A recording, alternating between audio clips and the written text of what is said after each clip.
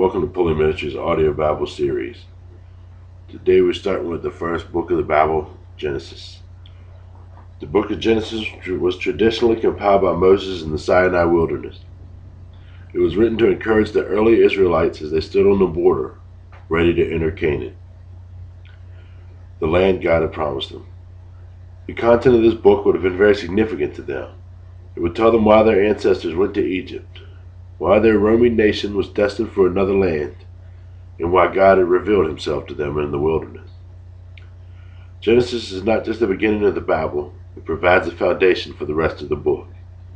The first part provides keys that unlock the rest of the Bible. The first two chapters are paramount for understanding the rest of the book. First, the God who spoke to Abraham is the God who created the universe. Second, mankind inherited sin from Adam and Eve who disobeyed God in the garden. Third, God will judge all people according to their deeds. He cannot let sin reign free in his creation. And lastly, God has a plan to save humanity from its own evil deeds. Central to God's plan is the covenant that he made with Abraham.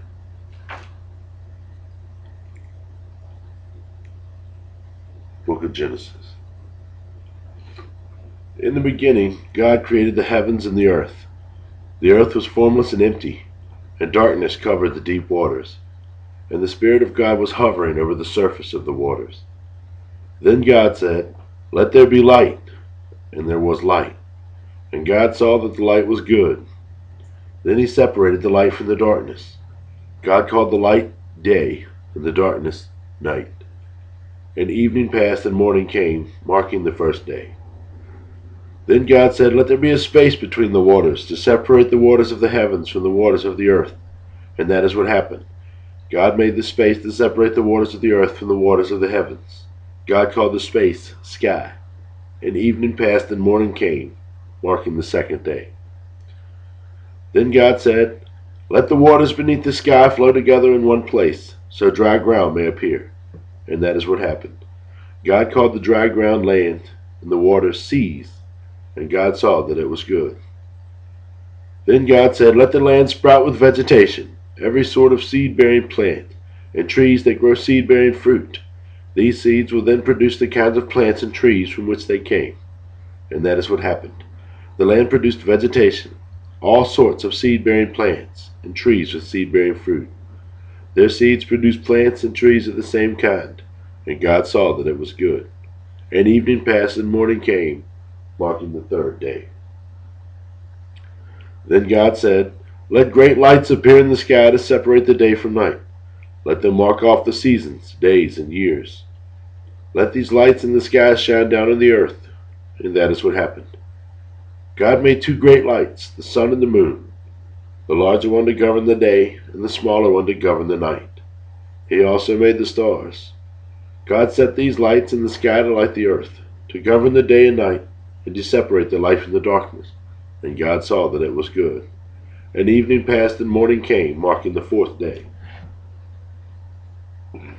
Then God said, "Let the waters swarm with fish and other life. Let the skies be filled with birds of every kind."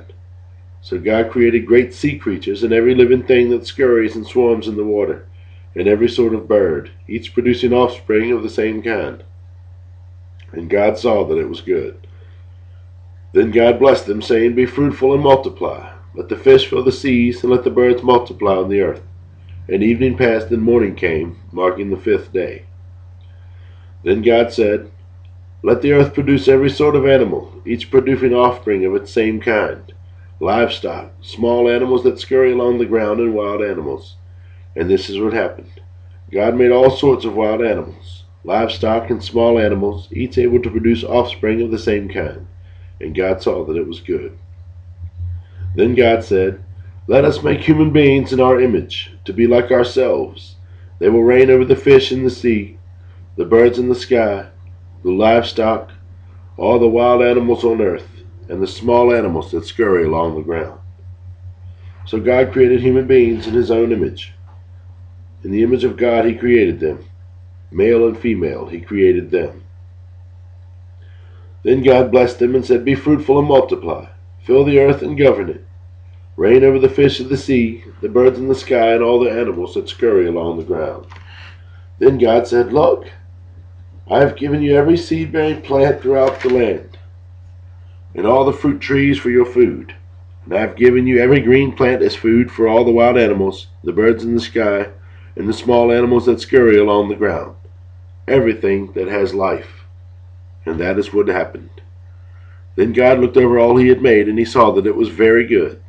And evening passed and morning came, marking the sixth day. So the creation of the heavens and the earth and everything in them was completed.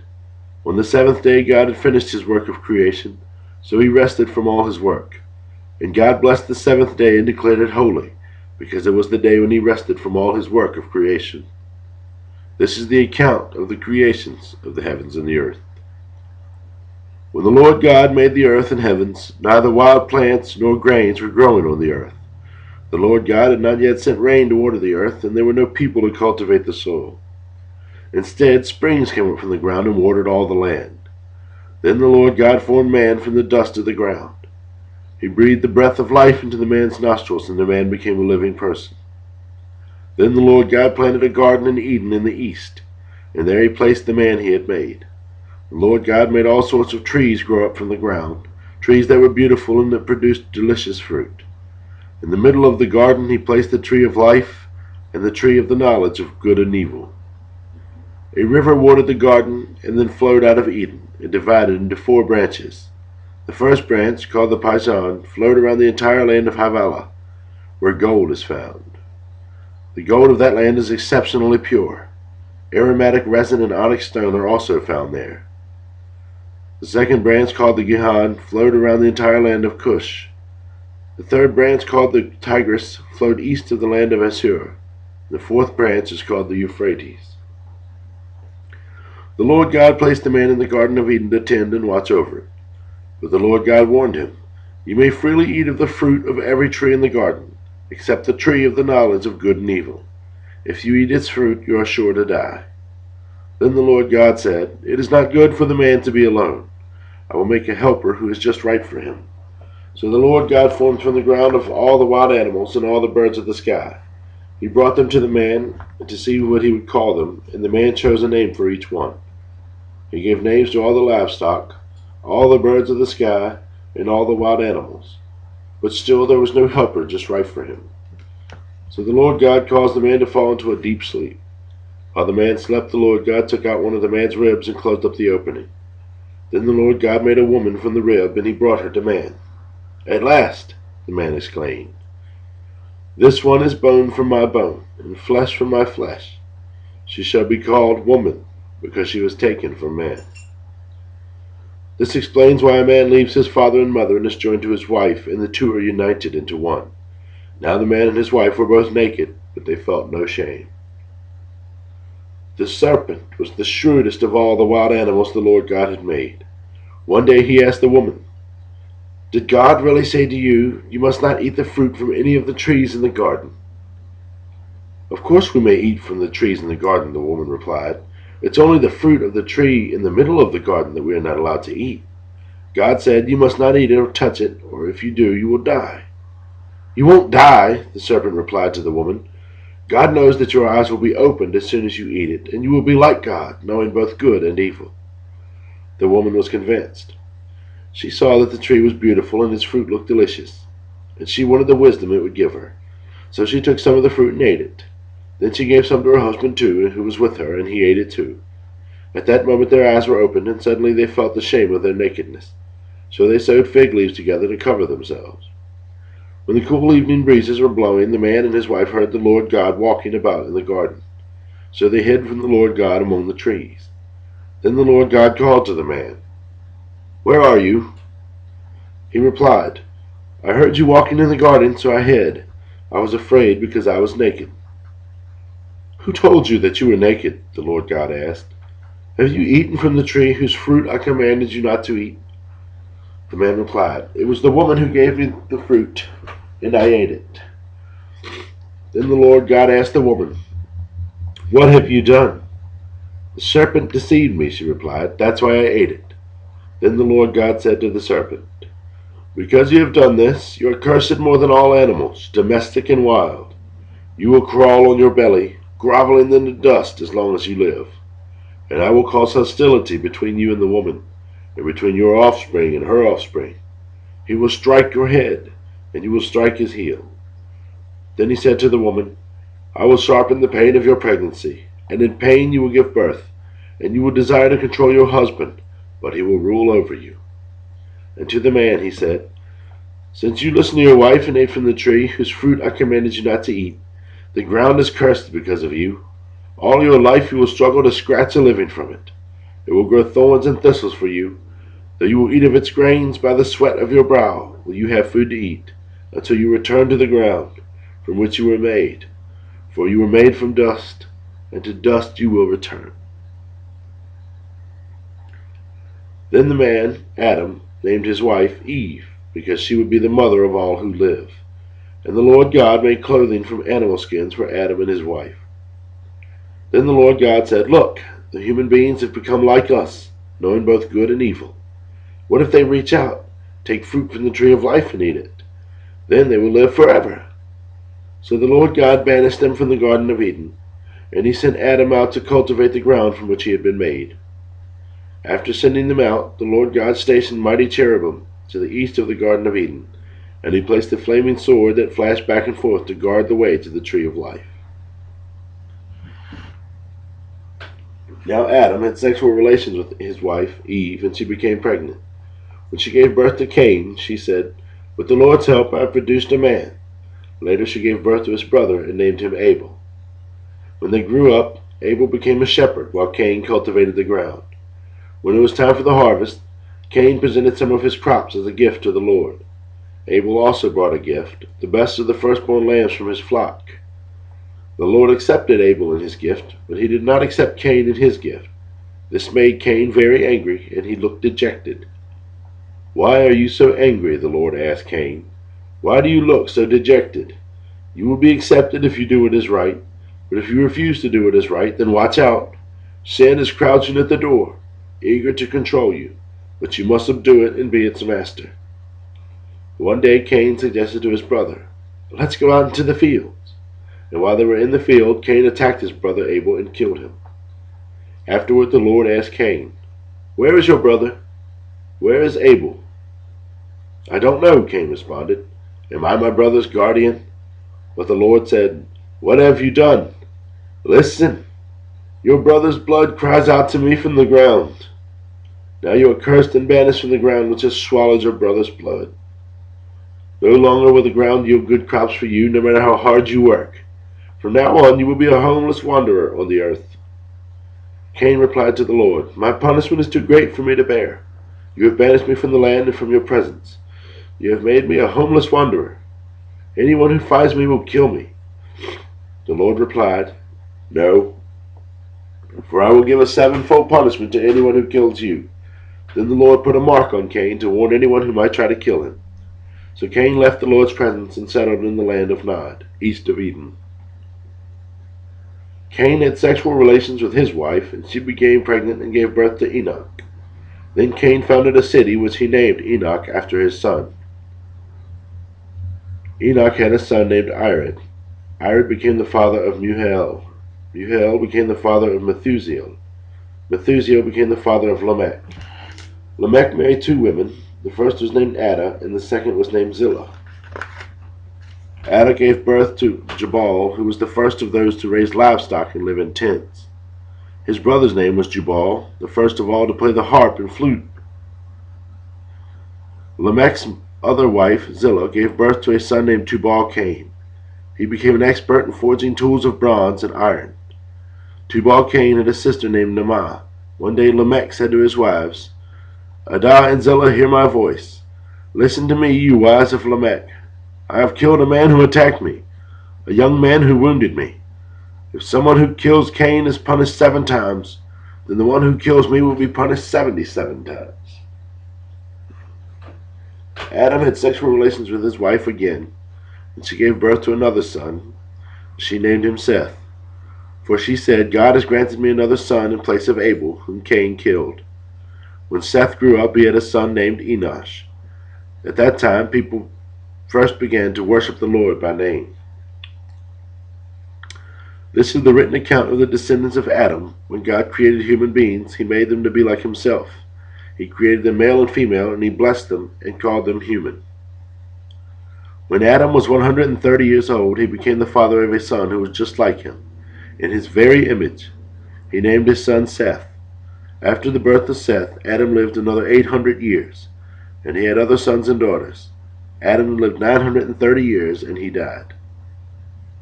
When Seth was 105 years old, he became the father of Enosh.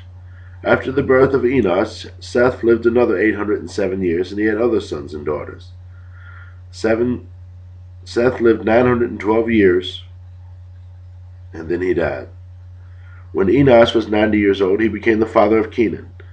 After the birth of Kenan, Enosh lived another 815 years, and he had other sons and daughters. Enosh lived 905 years, and then he died. When Kenan was 70 years old, he became the father of Mahalalel. After the birth of Mahalalel, Kenan lived another 840 years, and he had other sons and daughters. Kenan lived 910 years, and then he died. When Mahalalel was 65 years old, he became the father of Jared. After the birth of Jared, Mahalalel lived another 830 years, and he had other sons and daughters. Mahalalel lived 895 years, and then he died. When Jared was 162 years old, he became the father of Enoch. After the birth of Enoch, Jared lived another 800 years, and he had other sons and daughters. Jared lived 962 years, and then he died. When Enoch was 65 years old, he became the father of Methuselah. After the birth of Methuselah, Enoch lived in close fellowship with God for another 300 years, and he had other sons and daughters. Enoch lived 365 years, walking in close fellowship with God. Then one day he disappeared because God took him.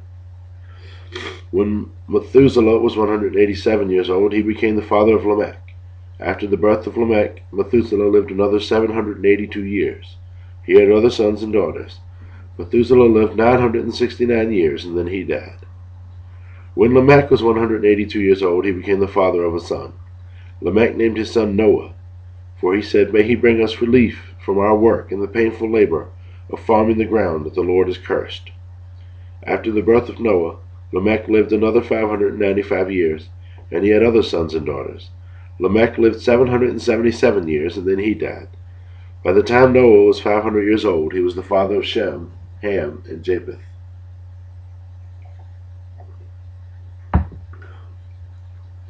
Then the people began to multiply on the earth, and daughters were born to them. The sons of God saw the beautiful women and took as any they wanted as their wives. Then the Lord said, "My spirit will not put up with humans for such a long time, for they are only mortal flesh. In the future, their normal lifespan will be no more than 120 years. In those days, for some time after, giant Nephilites lived on the earth. For whenever the sons of God had intercourse with women, they gave birth to children who became the heroes and famous warriors of ancient times.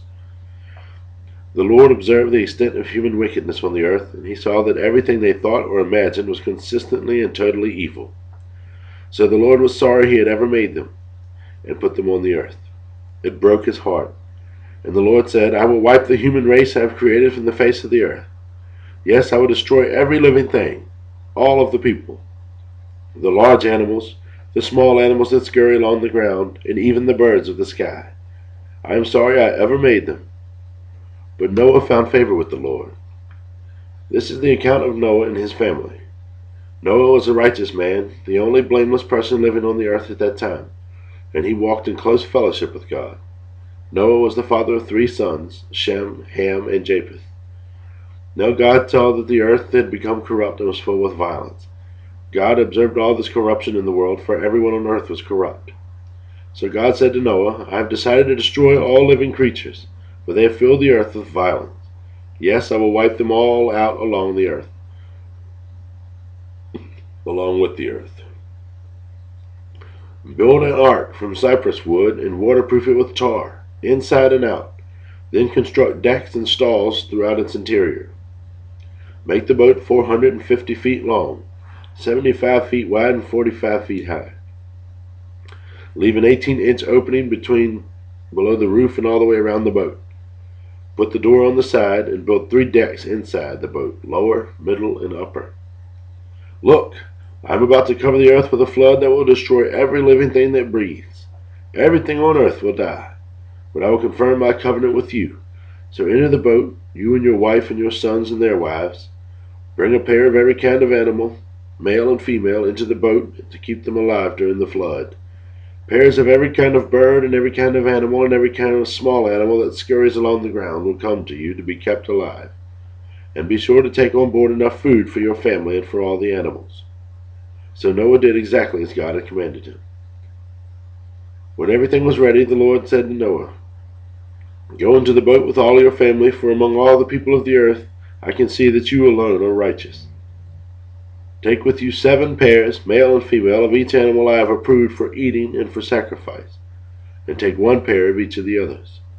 Also take 7 pairs of every kind of bird. There must be a male and female in each pair to ensure that all life will survive on the earth after the flood. 7 days from now I will make the rains pour down on the earth, and it will rain for 40 days and 40 nights until I have wiped from the earth all the living things I have created." So Noah did everything as the Lord commanded him. Noah was 600 years old when the flood covered the earth. He went on board the boat to escape the flood, he and his wife and his sons and their wives.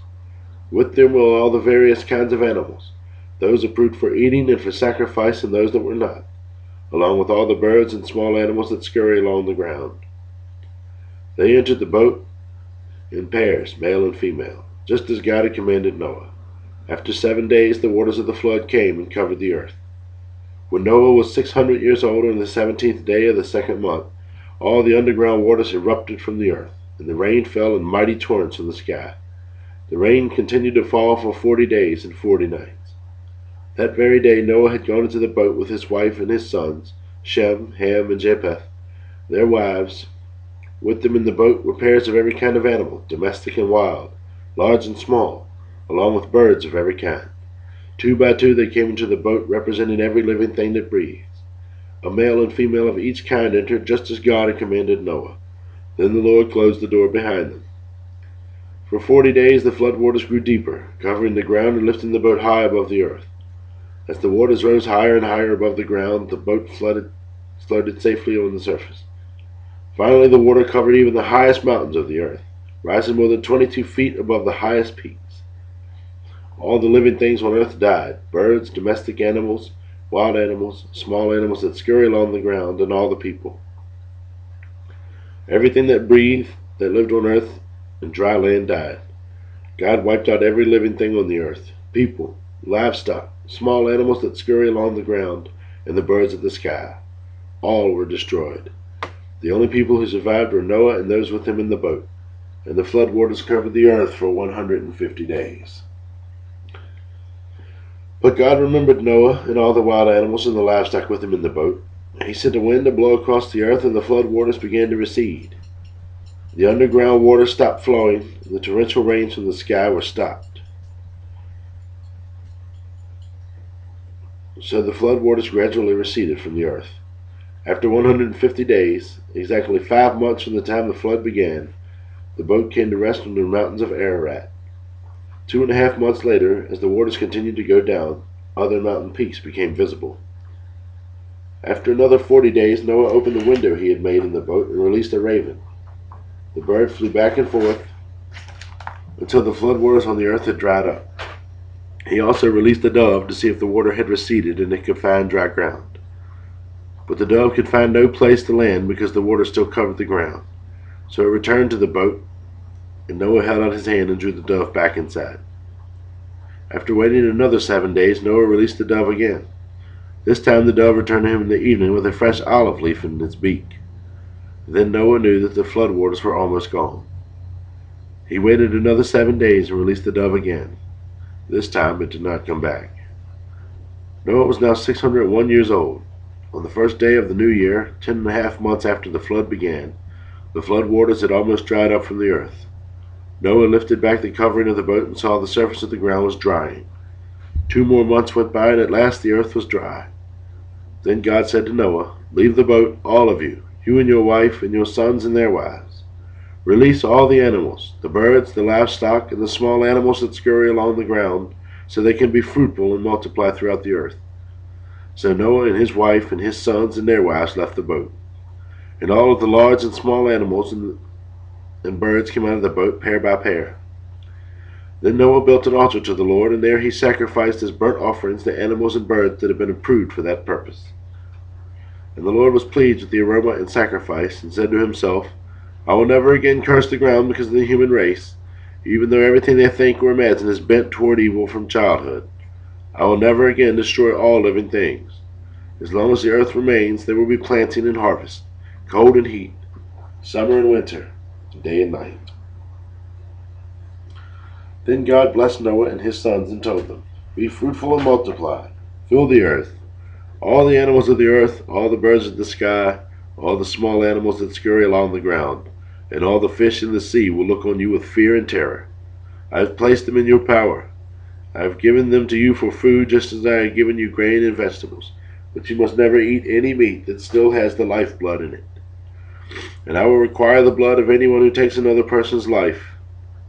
If a wild animal kills a person, it must die, and anyone who murders a fellow human must die. If anyone takes a human life, that person's life will also be taken by human hands.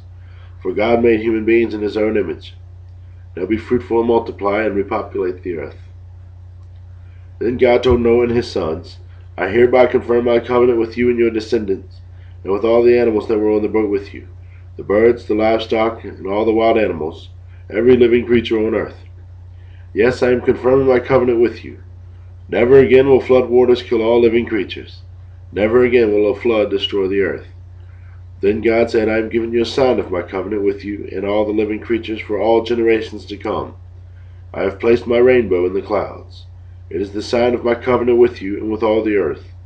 When I send clouds over the earth, the rainbow will appear in the clouds, and I will remember my covenant with you and all living creatures. Never again will the flood waters destroy all life. When I see the rainbow in the clouds, I will remember my eternal covenant between God and every creature on earth. Then God said to Noah, Yes, this rainbow is the sign of the covenant I am confirming with all the creatures on earth. The sons of Noah who came out of the boat were their father were Shem, Ham, and Japheth. Ham is the father of Canaan. From these three sons of Noah came all the people who now populate the earth. After the flood, Noah began to cultivate the ground, and he planted a vineyard. One day, he drank some wine he had made, and he became drunk and lay naked inside his tent. Ham, the father of Canaan, saw the father was naked and went outside and told his brothers. Then Shem and Japheth took a robe and held it over their shoulders and backed into the tent to cover their father. As they did this, they looked the other way so they would not see him naked. When Noah awoke from his stupor, he learned that Ham, his youngest son, had done. Then he cursed Canaan, the son of Ham. May Canaan be cursed. May he be the lowest of servants to his relatives. Then Noah said, May the Lord, the God of Shem, be blessed, and may Canaan be his servant. May God expand the territory of Japheth. May Japheth share the prosperity of Shem, and may Canaan be his servant. Noah lived another 350 years after the great flood. He lived 950 years, and then he died. This is the account of the families of Shem, Ham, and Japheth, the three sons of Noah. Many children were born to them after the great flood. The descendants of Japheth were Gomer, Magog, Madai, Javan, Tubal, Meshech, and Tyrus. The descendants of Gomer were Ashkenaz, Rephath, and Togarmah. The descendants of Javan were Elisha, Tarshish, Kittim, and Rodanium. Their descendants became the seafaring peoples that spread out to various lands, each identified by its own language, clan, and national identity. The descendants of Ham were Cush, Mizraim, Put, and Canaan. The descendants of Cush were Seba, Havilah, Sabbath, Ramah, and Sabteka. The descendants of Ramah were Sheba and Dedan. Cush was also the ancestor of Nimrod, who was the first heroic warrior on earth. Since he was the greatest hunter in the world, his people became proverbial. People would say, This man is like Nimrod, the greatest hunter in the world. He built his kingdom in the land of Babylonia, with the cities of Babylon, Erech, Akkad, and Calneh. But there he expanded his territory to Assyria, building the cities of Nineveh, Rehoboth, Kala, and Resen, the great city located between Nineveh and Calah. Mizraim were the ancestor of the Ludites, Anamites, Lehabites, Nephutites, the Pathrusites, the Cashelites, and the Caphorites, from whom the Philistines came. Canaan's oldest son was Sidon, the ancestor of the Sidonians. Canaan was also the ancestor of the Hittites, Jebusites, Amorites, Girgashites, the Hivites, Arkites, Sinites, Arvadites, the Zemarites, and the Hamathites. The Canaanite clans eventually spread out, and the territory of Canaan extended from Sidon in the north to Gerar and Gaza in the south, in the east as far as Sodom, Gomorrah, Admah, and Zeboim near Lasha. These were the descendants of Ham, identified by clan, language, territory, and national identity.